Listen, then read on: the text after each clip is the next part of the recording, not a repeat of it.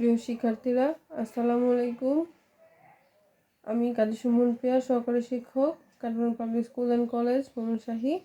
আমি আজকে তোমাদেরকে নবম দশম শ্রেণীর কৃষি শিক্ষা বিষয়ের প্রথম অধ্যায় কৃষি প্রযুক্তির কিছু অংশ নিয়ে আলোচনা করব। আজকে আমরা কৃষি প্রযুক্তির কিছু অংশ, যেমন মাছের সম্পূরক খাদ্য, এটা নিয়ে আলোচনা করব। আমরা জানি দেহের বৃদ্ধি ও বেঁচে থাকার জন্য মাছ বিভিন্ন ধরনের প্রাকৃতিক খাবার গ্রহণ করে, যেমন ফাইটোপ্ল্যাঙ্কটন, জুওপ্ল্যাঙ্কটন, পুকুরের তলদেশে কীট, কেঁচো, ছোট শামুক, ঝিনুক ইত্যাদি। কিন্তু যখন আমরা অধিক হারে মাছ উৎপাদন করতে যাব বা অধিক সংখ্যায় মাছ উৎপাদন করতে যাব, তখন শুধু এই প্রাকৃতিক খাদ্য মাছের দ্রুত বৃদ্ধি এবং অর্থনৈতিকভাবে লাভ করার ক্ষেত্রে সেটা যথেষ্ট নয়। তখন মাছের দ্রুত বৃদ্ধি এবং অর্থনৈতিকভাবে লাভবান হওয়ার জন্য প্রাকৃতিক খাদ্যের পাশাপাশি মাছকে বাইরে থেকে অতিরিক্ত কিছু খাদ্য দেওয়া হয়। তো বাইরে থেকে যে অতিরিক্ত খাদ্য দেওয়া হয় সেটাকে সম্পূরক খাদ্য বলা হয়, যেমন চালের কুড়া, ফিশ মিল, সরিষার খৈল, এগুলো দেওয়া হয়।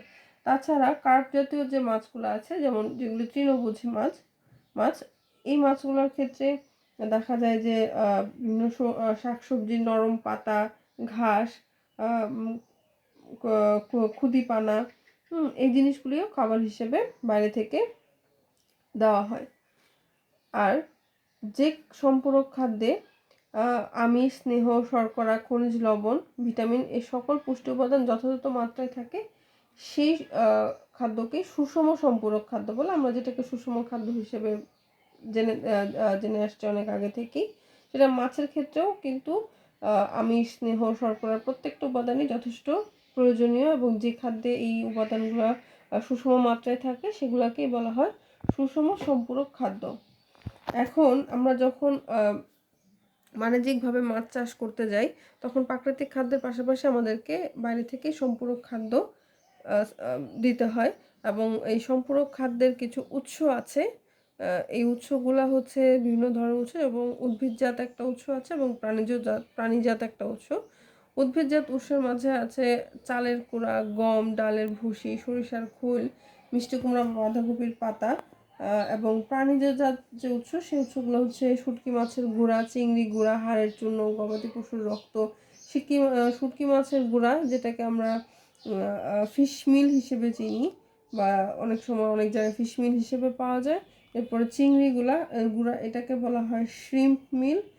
এরপরে আছে তো হাড়ের চূর্ণ, যেটাকে আমরা বলি বোন মিল। বিভিন্ন গবাদি পশুর যে হাড়, সেটাকে শুকিয়ে তারপর সেটাকে চূর্ণ করে মাছের খাবারের সাথে মিশানো হয়। এরপর আছে গবাদি পশুর রক্ত, যেটাকে আমরা বলি ব্লাড মিল। এটাও এক ধরনের হচ্ছে মাছের খাবারের সাথে মিশানো হয় সম্পূরক খাবার, এবং এক ধরনের পুষ্টি উপাদান সংগ্রহ করে থাকে।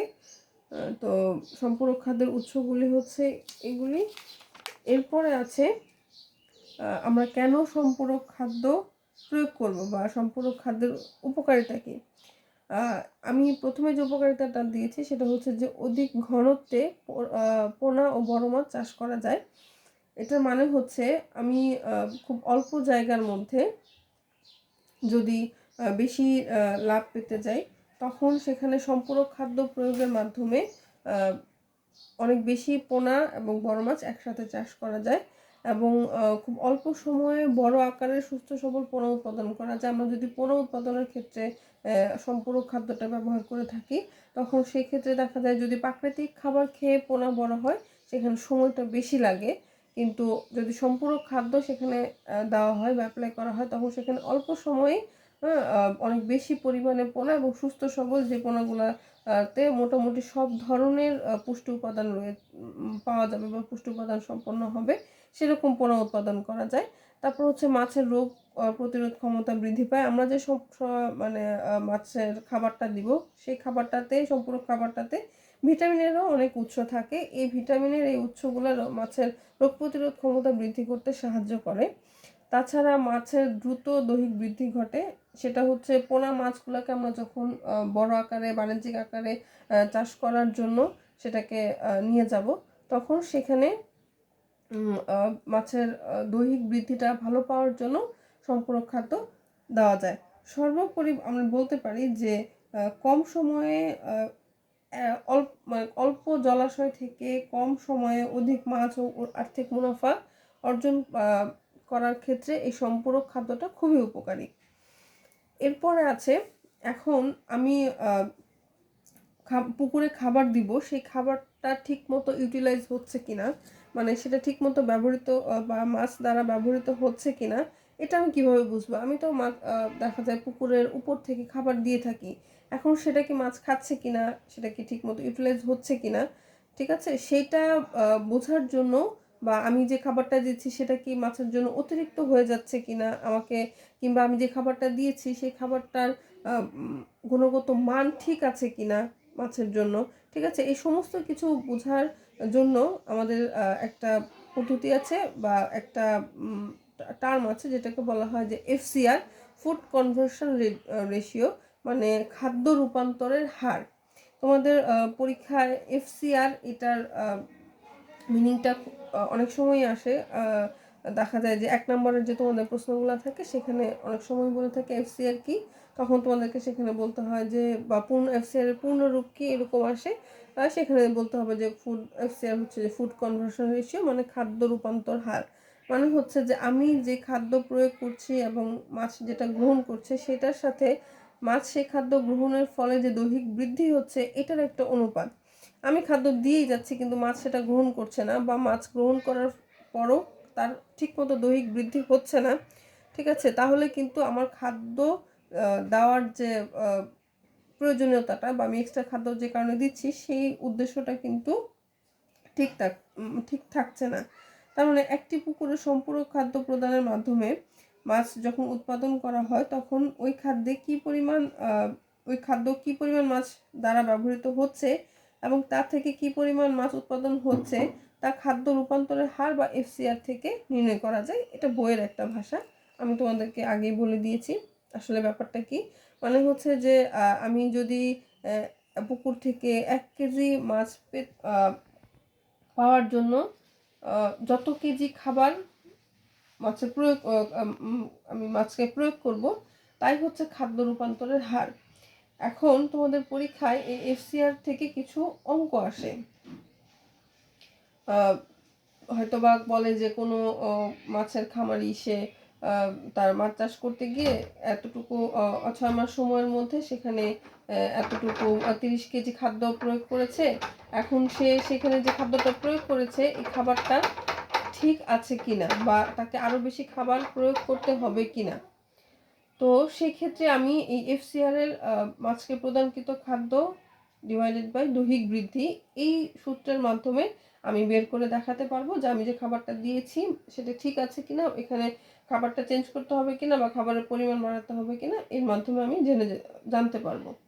আর দৈহিক বৃদ্ধিটা আমি বের করব আমি আহরণকালীন মোট ওজন, মানে আহরণকালীন বলা হচ্ছে যে আমি মজুতকালীন মোট ওজন, দুইটার মানে হচ্ছে মজুতকালীন হচ্ছে যে আমি যখন পোনাগুলো ছেড়েছি তখন সবগুলি পোনার একটা ওজন নিয়ে তারপর আমি পোনাগুলো ছাড়ি, তো সেই ক্ষেত্রে তখন যে ওজনটা ছিল সেটা হচ্ছে মজুতকালীন মোট ওজন, এবং সেই পোনাগুলোকে 6 মাস খাওয়ানোর পরে যখন আমি আবার সেগুলোকে মাছ ধরবো, যেটা বলা হয় আহরণকালীন, ধরার পরে আমি একটা ওজন নিব, সেটাকে বলা হয় আহরণকালীন মোট ওজন।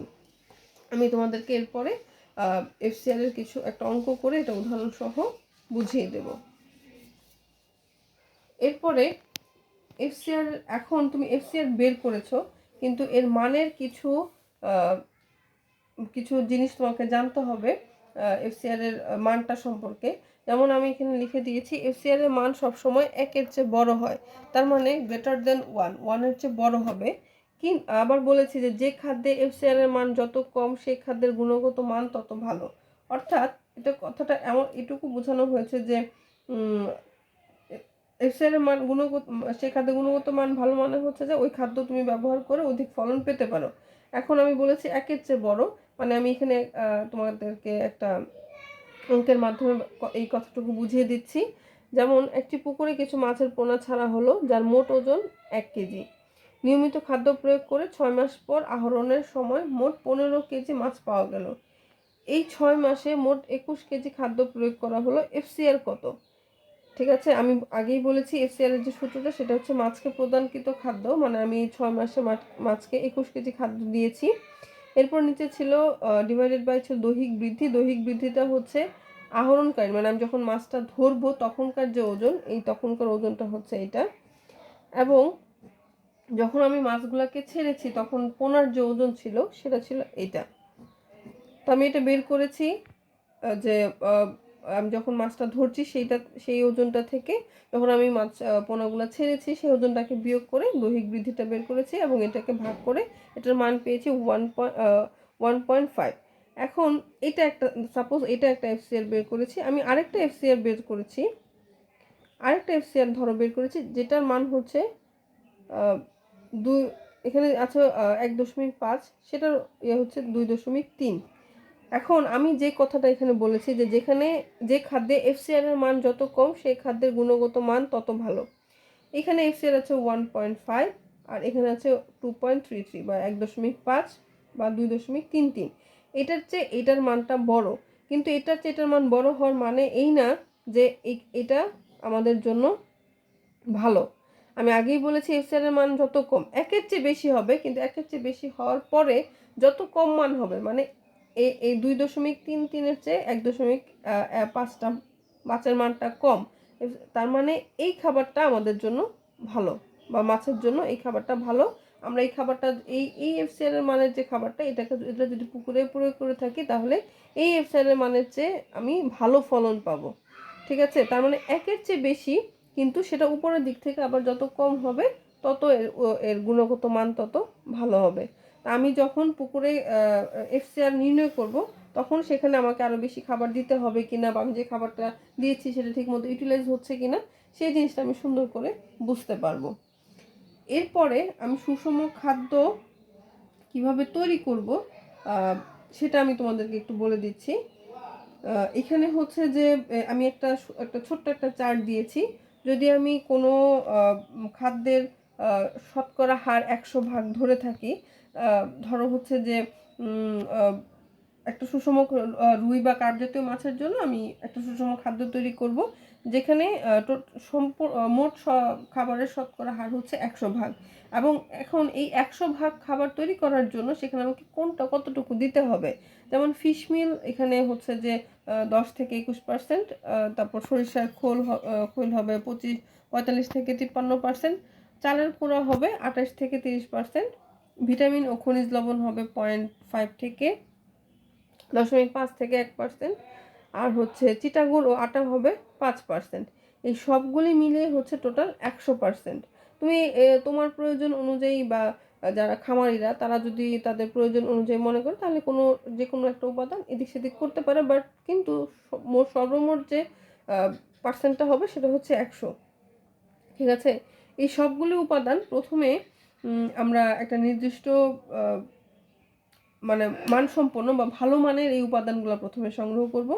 তারপরে সেই উপাদানগুলো একসাথে আটা পেশার যে মেশিন বা ঢেঁকি, আমরা গ্রামের বাড়িতে যে ঢেঁকি দেখি, ধানের চালের গুঁড়া করার জন্য যে ঢেঁকি ব্যবহার হয়, এই ঢেঁকিতে সবগুলি একসাথে করে গুঁড়া করে নিতে হবে।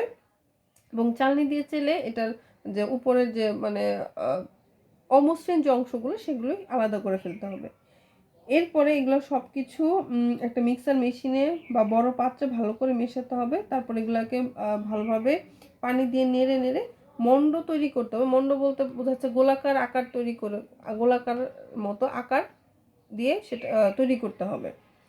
এই মণ্ড ছোট ছোট বলের মতো করে ছোট আকৃতি বলার মতো করে ভেজা অবস্থায় কিংবা হচ্ছে এটাকে একটু শুকিয়ে তখন আমি এটা মাছকে প্রয়োগ করতে পারি। তারপর হচ্ছে যে এটা হচ্ছে এই খাবারটা যেন গলে না যায়। ঠিক আছে, আমি তো এটা পানিতে দিব খাবারটা, তো সেক্ষেত্রে পানিতে দেওয়ার পর খাবারটা গলে যেতে পারে। তো এর জন্য এটা এখানে বাইন্ডার হিসেবে বা একটা খাবারের একটা কণার সাথে আরেকটা কণাকে আটকে রাখার জন্য এখানে আমি আটা বা ময়দা বা চিটা গুঁড়ো ব্যবহার করতে পারি। তারপর হচ্ছে যে এটা আমি যখন খাবারটা তৈরি করব, আমি খাবারটা এইভাবে তৈরি করে মাছকে দিলাম। এখন আমি যদি খাবারটা তো প্রতিদিন তৈরি করা কষ্টসাধ্য হয়ে যায় কিংবা তৈরি করা সম্ভব হয় না, সেক্ষেত্রে যদি এটাকে আমি সংরক্ষণ করে রাখতে চাই, তখন আমি এটা প্লেট মেশিনের সাহায্যে দানাদার খাবারের মতো তৈরি করে তখন এটাকে রোদে শুকিয়ে তারপরে পরবর্তীতে বায়ুরোধী প্লাস্টিকের যে কোনো ব্যাগ বা হচ্ছে যে কোনো কৌটা আছে, এগুলাতে বায়ুরোধী অবস্থায়, মোট কথা সেখানে বায়ু চলাচল করতে মানে বায়ু ভেন্টিলেশনটা ঠিক থাকতে হবে। এইভাবে হচ্ছে যে বায়ুরোধী করে সেটাকে হচ্ছে যে রেখে তা পরবর্তীতে মাছ খাওয়ানোর জন্য সংরক্ষণ করতে পারি। তো এটা হচ্ছে আমি যদি সম্পূরক খাদ্য তৈরি করতে চাই, সেই ক্ষেত্রে আমাকে এভাবে দিতে হবে।